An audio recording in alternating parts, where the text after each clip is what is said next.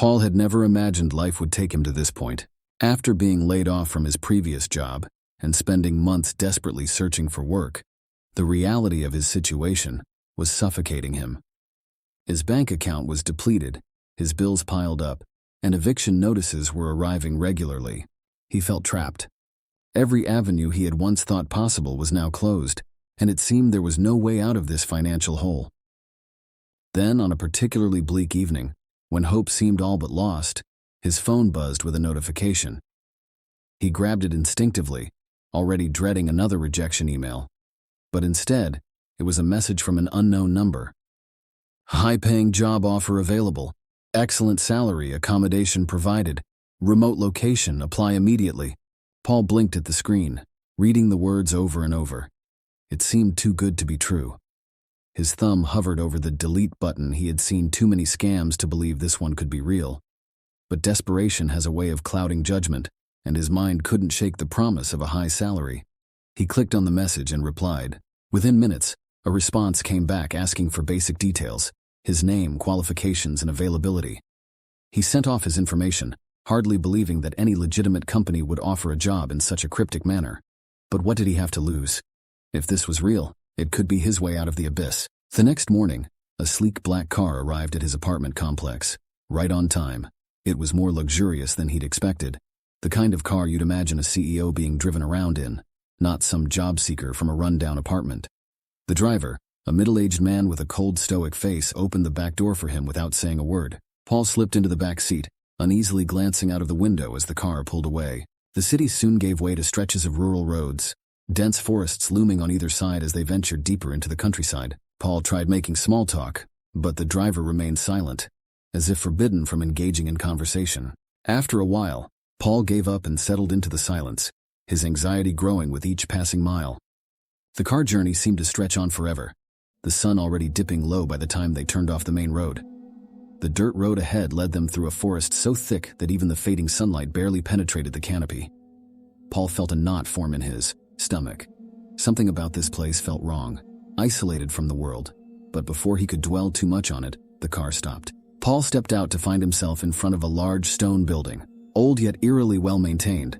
It looked more like an estate than an apartment, its Gothic architecture both grand and imposing.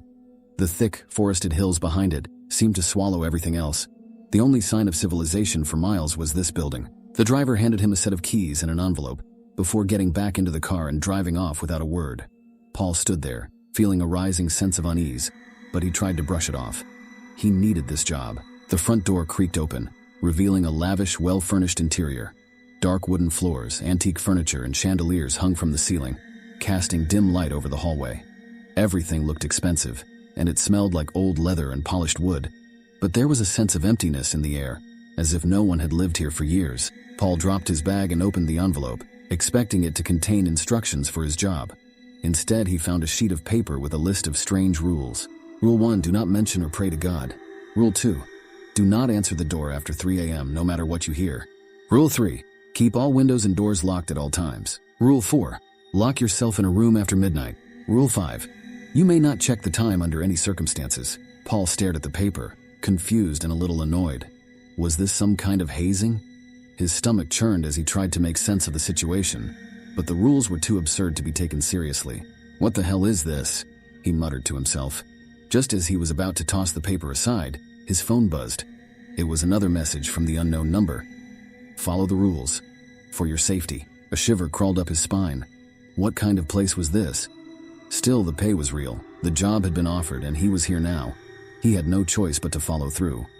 If it was all part of the contract, so be it. The first night passed without incident. Paul locked himself in his room as instructed, though he felt foolish doing so. There were no strange sounds, no disturbances. The night was quiet, and his sleep was uninterrupted. He chalked the rules up to some overzealous owner with a strange sense of humor. The second night, however, was different. At around 3 a.m., a soft knock echoed through the hallway, pulling Paul from his sleep. His eyes snapped open, heart pounding as he strained to listen. The knock came again, more insistent this time, followed by a faint voice. Please, help me. Paul froze. The voice sounded like a child, fragile, scared. His heart raced as he remembered the second rule. Do not answer the door after 3 a.m., no matter what you hear. Please, I'm lost. Let me in. The voice was trembling now, on the verge of tears. Paul sat up, unsure of what to do. What if it really was a lost child? What if they were hurt or in danger? The voice continued, tugging at his sympathy. He slid out of bed, moving toward the door without thinking. "Please, sir, I'm so scared." His hand hovered over the doorknob, but then the rule rang in his mind again. He yanked his hand back, forcing himself to step away. His chest tightened as he heard the knocking again, the child's voice growing more desperate. "Why won't you help me?" Paul clenched his fists, fighting the urge to respond. The child kept knocking, their voice shaking with fear, pleading for help.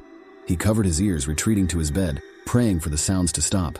Hours passed, or so it felt, before the knocking finally ceased, leaving the apartment in silence once more. The next morning, Paul was pale, his nerves frayed.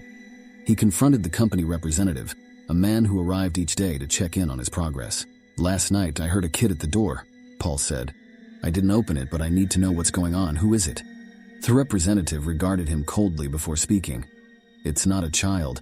It's something else, a lost soul that died here long ago. It was once a child, but now it only pretends to be. If you open the door, it will get in. It will take your life." Paul felt a chill run through him. "But why? What does it want?" The man's gaze darkened. "It takes lives to preserve its youth. Every person who opens the door doesn't live to tell the tale. That's why you must never answer, no matter how convincing it sounds." The next few nights became a relentless ordeal. Every night at 3 a.m. the knocking returned, accompanied by the same pleading voice. Sometimes it was soft, almost gentle, and other times it was frantic, as though something terrible were happening to the child outside. Paul tried to block it out, but the voice burrowed into his mind, making it nearly impossible to sleep. Then one night, something changed. The voice wasn't that of a child anymore. "Paul, it's me." He shot up in bed, heart pounding. The voice, he knew that voice. It was her voice, his wife's. "Paul, I'm outside. Open the door." His blood turned to ice. His wife had died in a car accident years ago, but this voice was unmistakable. He rushed to the door, fingers trembling as they brushed the knob. It was her voice. The warmth, the familiarity. It was all there. "Please, Paul, I'm cold. Let me in. I've missed you." He closed his eyes, his throat tightening with emotion. It had to be her. How could it not be? He had never heard her voice so clearly since the accident. He reached for the lock, ready to turn it, but something stopped him. The rules. "It's not her. It can't be her." Paul stumbled back from the door, tears stinging his eyes as the voice continued. "Why won't you let me in, Paul? It's me. I'm here. I'm waiting for you."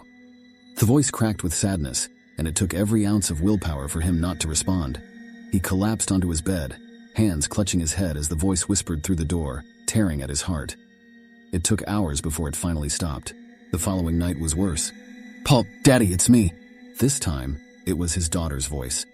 His hands trembled as the memories flooded back his little girl, taken too soon by an illness that no doctor could cure. And now she was here, at his door. "Daddy, I'm scared. Why won't you let me in?" Paul broke down, tears streaming down his face as he leaned against the door. He couldn't take it anymore. The voice was too real, too familiar. He couldn't bear to lose her again. His hand reached for the lock, ready to open it and pull her into his arms. But then, just as his fingers brushed the cold metal, he stopped. The rules. The warning. The child. "It's a trick." With a guttural sob, he pulled away, retreating into the corner of the room, his mind unraveling as the voice continued to beg and plead. This time, he was sure he wouldn't survive the night. After that, Paul stopped sleeping.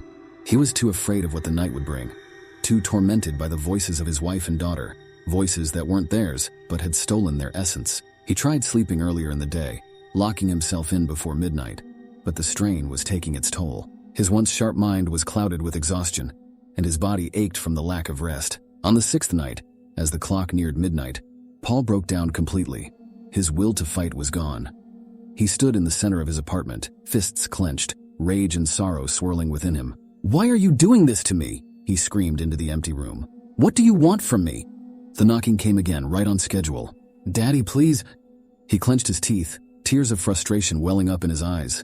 The urge to call out to God, to beg for salvation, pressed against his chest like a weight, but the rule was clear. No praying, no calling to God. On the 7th night, Paul finally snapped. He couldn't endure it anymore. As the night wore on and the familiar knocking started, his thoughts turned to one desperate hope. Prayer. His mind screamed for an answer, for a reason why he was being tormented. He had followed the rules. He had done everything he could, and yet, it felt like he was fighting a battle that had already been lost. The voices grew louder, more insistent, scratching at his sanity. He dropped to his knees, the urge to call out to God overwhelming him. His lips moved, but no words came. His breath came in ragged gasps, the air in the room suffocating him. All he wanted to do was scream, to beg for someone to save him. But that damned rule hung over him like a guillotine. His mind teetered on the edge of oblivion. Please, God. The words formed in his throat, but before he could utter them, a loud knock jolted him to his senses. Paul, it's time, let me in. As the night stretched into what felt like an eternity, Paul huddled in the corner, rocking back and forth. He could hear it. His wife, his daughter, the child calling, pleading, scratching at the door. He couldn't take it anymore. He couldn't hold out. Then, through the small window, Paul saw it. A faint golden glow. The sun was rising. Relief flooded his body, his muscles slackening for the first time in days. He had made it. He had survived the night. Trembling, he unlocked the door, tears of exhaustion and triumph streaming down his face. But as the door creaked open, Paul realized his mistake. There was no sunlight. The sky was still black, the night still thick. Standing in the doorway was the child, smiling, eyes glowing with malicious triumph. "You opened the door," it whispered. The last sound Paul heard was the door slamming shut behind him, sealing his fate. The child had won.